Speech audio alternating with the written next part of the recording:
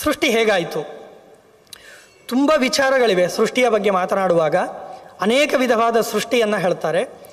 ಮೊದಲಿಗೆ ನಾರಾಯಣನಿಂದ ಚತುರ್ಮುಖನ ಹುಟ್ಟು, ಅಂದರೆ ಮಹತ್ತತ್ವ, ಅದರಿಂದ ಅಹಂಕಾರ ತತ್ವ, ಅದಾದ ಮೇಲೆ ತ್ರಿಗುಣಗಳಿಂದ ಮತ್ತೆ ಬೇರೆ ಬೇರೆ ಅಹಂಕಾರ ತತ್ವದಲ್ಲಿಯೇ ತೈಜಸ ಅಹಂಕಾರ, ತಾಮಸ ಅಹಂಕಾರ ಅಂತನ್ನುವಂತಹ ಸೃಷ್ಟಿಗಳು, ಪಂಚ ತನ್ಮಾತ್ರಗಳು. ಆ ಪಂಚ ತನ್ಮಾತ್ರಗಳು ಬೇಕು ಅಂತಂದರೆ ನಮಗೆ, ಅಂದರೆ ಶಬ್ದ, ಸ್ಪರ್ಶ, ರೂಪ, ರಸ, ಗಂಧ, ಇವು ಪಂಚ ತನ್ಮಾತ್ರಗಳು. ಇವುಗಳೆಲ್ಲಿರುತ್ತೆ? ಇವು ಆಕಾಶದಲ್ಲಿ ಶಬ್ದ ಇರುತ್ತೆ, ಆಕಾಶದ ಸೃಷ್ಟಿ. ಅದಾದ ಮೇಲೆ ವಾಯುವಿನ ಸೃಷ್ಟಿ. ವಾಯು ಅಂತಂದರೆ ಸ್ಪರ್ಶ. ನಮಗೆ ವಾಯು ಕಣ್ಣಿಗೆ ಕಾಣುವುದಿಲ್ಲ, ಆದರೆ ನಮಗೆ ಅನುಭವಕ್ಕೆ ಬರ್ತದೆ. ರೂಪ ಇಲ್ಲ, ಆದರೆ ಸ್ಪರ್ಶದ ಅನುಭವ ಇದೆ.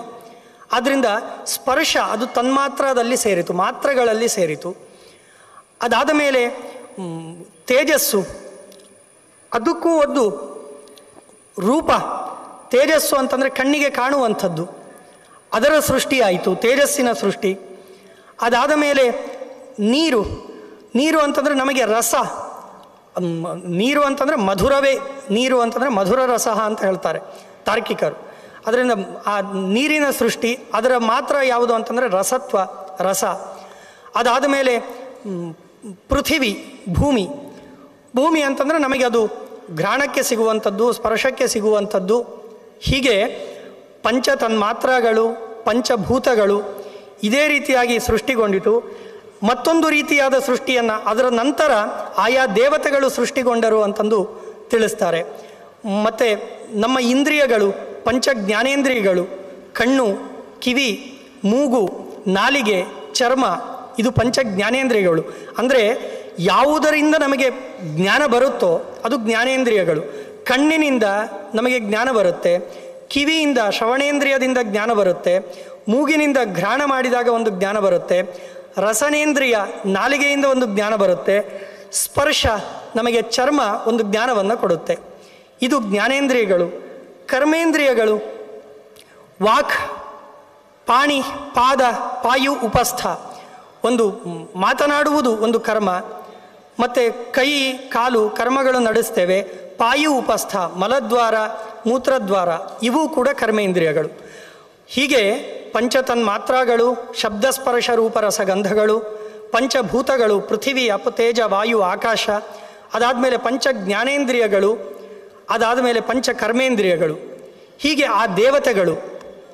ಇದಾದ ಮೇಲೆ ಹೀಗೆ ಒಂದು ಸೃಷ್ಟಿಯಾದ ನಂತರ ಮತ್ತೆ ದೇವತೆಗಳಿಗೆ ಮುಂದಿನ ಸೃಷ್ಟಿ ಹೇಗೆ ಆಗಬೇಕು, ಅದಾದ ಮೇಲೆ ಮತ್ತೆ ಭಗವಂತನಲ್ಲಿ ಪ್ರಾರ್ಥನೆ ಮಾಡಿದಾಗ ಭಗವಂತನ ವೀರ್ಯ ರೂಪವಾದಂತಹ ಬ್ರಹ್ಮಾಂಡ, ಅದರಲ್ಲಿ ಮತ್ತೆ ಬ್ರಹ್ಮನಿಂದ ಸೃಷ್ಟವಾದಂತಹ ದೇವತೆಗಳು, ಈ ರೀತಿಯಾದ ಒಂದು ಸೃಷ್ಟಿಯನ್ನು ಹೇಳ್ತಾರೆ. ಅನೇಕ ದೇವತೆಗಳ ಸೃಷ್ಟಿ. ಅದಾದ ಮೇಲೆ ರುದ್ರನ, ಚತುರ್ಮುಖ ಬ್ರಹ್ಮನ ತೊಡೆಯಿಂದ ಹುಟ್ಟಿದಂತಹ ರುದ್ರದೇವರಿಂದ ಬರುವಂತಹ ಗಣಗಳ ಸೃಷ್ಟಿ. ಹೀಗೆ ದೇವತೆಗಳ ಸೃಷ್ಟಿ, ಯಕ್ಷರ ಸೃಷ್ಟಿ, ಗಂಧರ್ವರ ಸೃಷ್ಟಿ, ಅನೇಕ ವಿಧವಾದಂತಹ ಸೃಷ್ಟಿಗಳನ್ನು ಪುರಾಣ ತಿಳಿಸಿಕೊಡುತ್ತೆ. ಮಹದಾದಯೋ ವಿಶೇಷಾಂತಸ್ತು ಅಂಡಂ ಉತ್ಪಾದಯಂತಿತೆ ತತ್ಕ್ರಮೇಣ ವಿವೃದ್ಧಂತು ಜಲಬುದ್ಭುತವತ್ಸ್ಥಿತಂ ಭೂತೇಭ್ಯ ಅಂಡಂ ಮಹಾಬುದ್ಧೇ ಬೃಹದುದಕೇಶಯಂ. ಈ ರೀತಿಯಾಗಿ ಸೃಷ್ಟಿಯ ಬಗ್ಗೆ ಮಾತನಾಡುವಾಗ ಪ್ರೋಚ್ಯತೆ ತತ್ಸಹಸ್ರಂತು ಬ್ರಹ್ಮಣೋ ದಿವಸಂ ದ್ವಿಜ ಬ್ರಹ್ಮಣೋ ದಿವಸೇ ಬ್ರಹ್ಮನ್ ಮನವಸ್ತು ಚತುರ್ದಶ. ಹೀಗೆ ಚತುರ್ಮುಖನಿಂದಗೊಂಡಂತಹ, ಅಂದರೆ ಭಗವಂತನಿಂದ ಚತುರ್ಮುಖನಿಂದ ಬಂದಂತಹ ಸೃಷ್ಟಿಗಳ ವಿಚಾರವನ್ನು, ದೇವತೆಗಳ ಸೃಷ್ಟಿಗಳ ವಿಚಾರವನ್ನು ತಿಳಿಸಿಕೊಡುತ್ತಾ, ಅದಾದ ಮೇಲೆ ಚತುರ್ಮುಖನಿಂದಲೇ ಬಂದಂತಹ ಋಷಿಗಳು, ಮರೀಚಿ, ಅತ್ರಿ, ಈ ಋಷಿಗಳ ಸೃಷ್ಟಿ. ಅದಾದ ಮೇಲೆ ಚತುರ್ಮುಖನಿಂದ ಹುಟ್ಟಿದಂತಹ ದಕ್ಷ, ಅಂಗುಷ್ಟದಿಂದ ಬಂದಂತಹ ದಕ್ಷನ ಸೃಷ್ಟಿಯನ್ನು ತಿಳಿಸಿಕೊಡ್ತಾರೆ.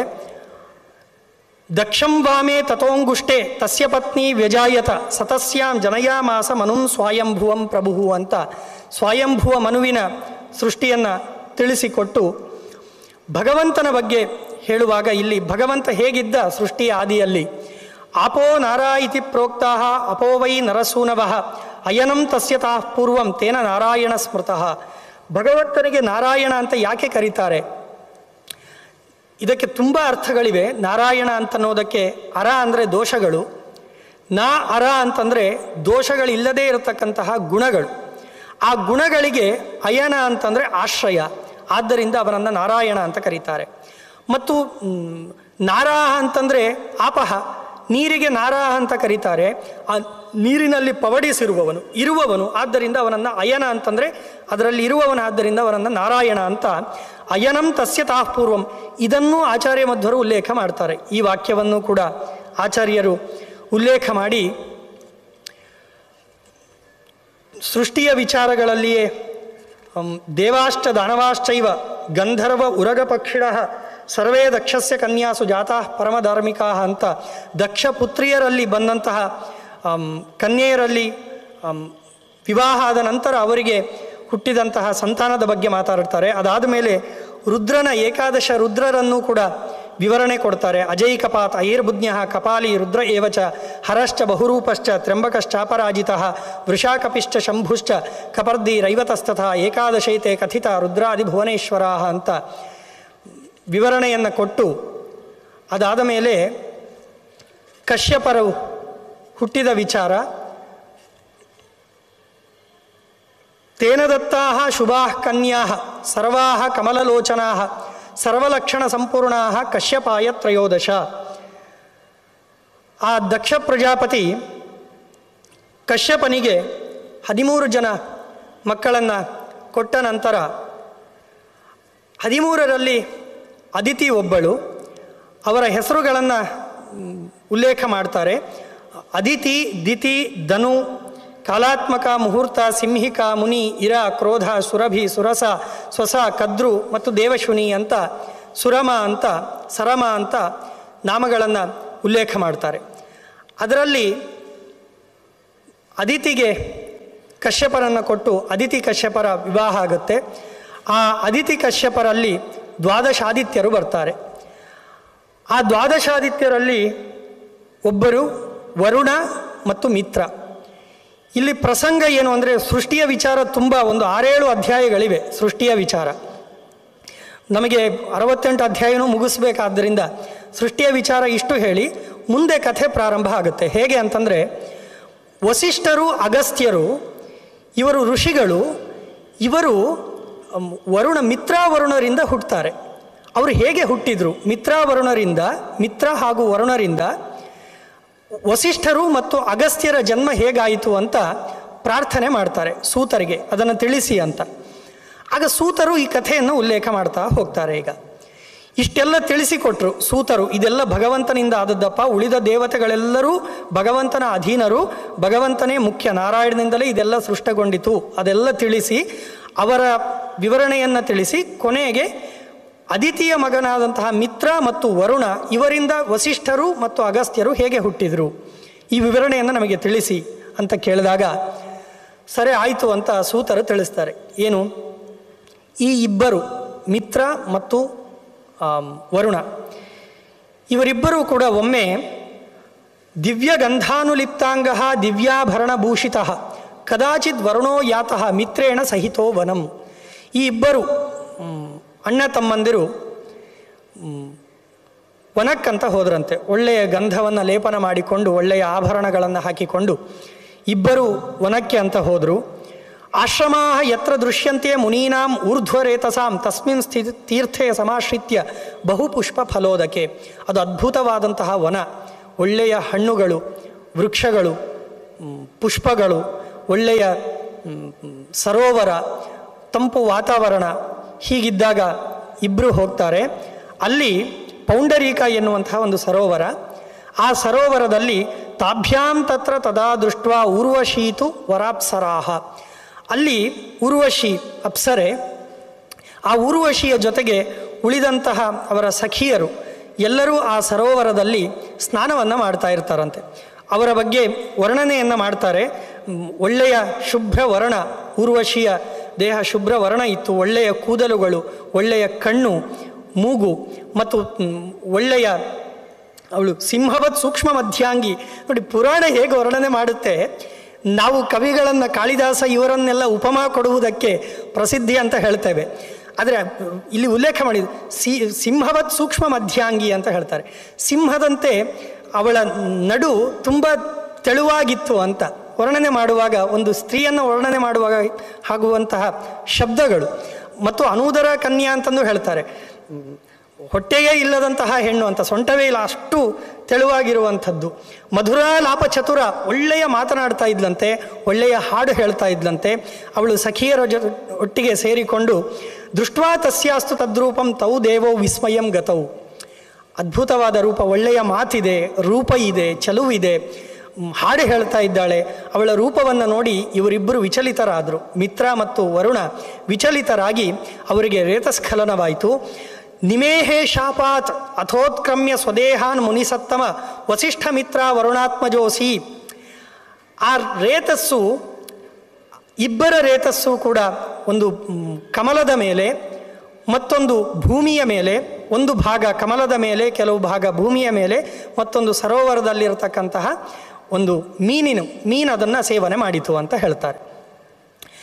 ಅದರಲ್ಲಿ ಕಮಲದಿಂದ ಬಂದಂಥವರು ವಸಿಷ್ಠರು, ಅಲ್ಲಿ ಭೂಮಿಯಿಂದ ಬಂದಂಥವರು ಅಗಸ್ತ್ಯರು ಅಂತಂದು, ಅವರಿಗೇನೋ ನಿಮಿಯ ಶಾಪ ಇತ್ತು ಅಂತಂದು ಉಲ್ಲೇಖ ಮಾಡ್ತಾರೆ. ಬಹುಧಾ ಪತಿತಂ ರೇತಃ ಕಮಲೇಥ ಸ್ಥಳೇ ಜಲೆ ಅರವಿಂದೇ ವಸಿಷ್ಠಸ್ತು ಜಾತಸ್ತು ಮುನಿಸತ್ತಮ ಸ್ಥಳೇತು ಅಗಸ್ತ್ಯ ಸಂಭೂತಃ ಜಲೇ ಮತ್ಸ್ಯೋ ಮಹಾದ್ಯುತಿ ಸತತ್ರ ಜಾತೋ ಮಣಿಪಾನ್ ವಸಿಷ್ಠ ಕುಂಬೇತು ಅಗಸ್ತ್ಯ ಸಲಿಲೇಥ ಮತ್ಸ್ಯ. ಹೀಗೆ ಅವರಿಬ್ಬರ ಜನನ ವಿಚಾರವನ್ನು ತಿಳಿಸಿ, ಅವರಿಬ್ಬರೂ ಕೂಡ ಆ ಊರ್ವಶಿ ಅವಳು ಸ್ವರ್ಗಕ್ಕೆ ಹೊರಟು ಹೋದ್ಲು. ಮತ್ತು ಈ ಇಬ್ಬರು ದೇವತೆಗಳು ಕೂಡ ಮತ್ತೆ ತಪಸ್ಸನ್ನು ಮಾಡ್ತಾರೆ. ತಪಸಾ ಪ್ರಾಪ್ತು ಕಾಮೌತೌ ಪರಂ ಜ್ಯೋತಿ ಸನಾತನಂ ತಪಸ್ಯಂತೌ ಸುರಶ್ರೇಷ್ಠೌ ಬ್ರಹ್ಮಾಗತ್ಯೇದಂ ಅಬ್ರವೀತ್. ಅವರಿಬ್ಬರೂ ಕೂಡ ತಪಸ್ಸನ್ನು ಮಾಡ್ತಾರೆ. ಹೀಗೆ ತಪಸ್ಸನ್ನು ಮಾಡಿ ಭಗವಂತನನ್ನು ಹೊಂದುತ್ತಾರೆ ಅಂತಂದು ಮಿತ್ರಾವರುಣರ ಪುತ್ರರಾಗಿ ವಸಿಷ್ಠ ಅಗಸ್ತ್ಯರು ಬರುವುದಕ್ಕೆ ಕಾರಣವನ್ನು ಇಲ್ಲಿ ತಿಳಿಸಿಕೊಡ್ತಾರೆ. ಇದಕ್ಕೆ ಪುಂಸಾಖ್ಯಾನಂ ಅಂತ ಹೆಸರನ್ನು ಕೊಡುತ್ತೆ ಈ ಪುರಾಣ. ಅಚಿರಾದೇವ ಈ ಘಟನೆಯನ್ನು, ಈ ಸನ್ನಿವೇಶವನ್ನು ಫಲಶ್ರುತಿಯೂ ಕೂಡ ಹೇಳ್ತಾರೆ. ಇದನ್ನು ಯಾರು ಚಿಂತನೆ ಮಾಡ್ತಾರೋ, ಈ ಕಥೆಯನ್ನು ಯಾರು ಚಿಂತನೆ ಮಾಡ್ತಾರೋ ಅವರಿಗೆ ಒಳ್ಳೆಯ ಸಂತಾನ ಆಗುತ್ತೆ ಅಂತ. ಅಚಿರಾದೇವ ಪುತ್ರಾಂಸ್ತೆ ಲಭಂತೆ ನಾತ್ರ ಸಂಶಯ ಯಶ್ಚೈತತ್ ಪಠತೆ ನಿತ್ಯಂ ಹವ್ಯಕವ್ಯೇ ದ್ವಿಜೋತ್ತಮ ಅಂತ ಫಲಶ್ರುತಿಯನ್ನು ತಿಳಿಸಿಕೊಡ್ತಾರೆ. ಇದಾದಮೇಲೆ ಈ ಪುರಾಣ ಉಲ್ಲೇಖ ಮಾಡುವಂತಹ ಕಥೆ ಮಾರ್ಕಂಡೇಯನ ಕಥೆ.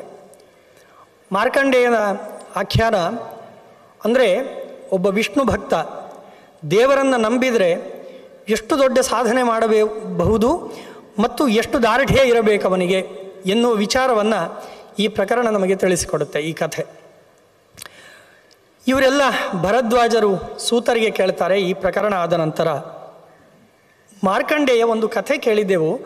ಮಾರ್ಕಂಡೇಯ ಮೃತ್ಯುವನ್ನು ಗೆದ್ದಿದ್ದಾನೆ, ಅವನು ಮೃತ್ಯುವನ್ನೇ ಗೆದ್ದಿದ್ದಾನೆ ಅಂತ ಕಥೆ ಪ್ರಸಿದ್ಧವಾಗಿದೆ.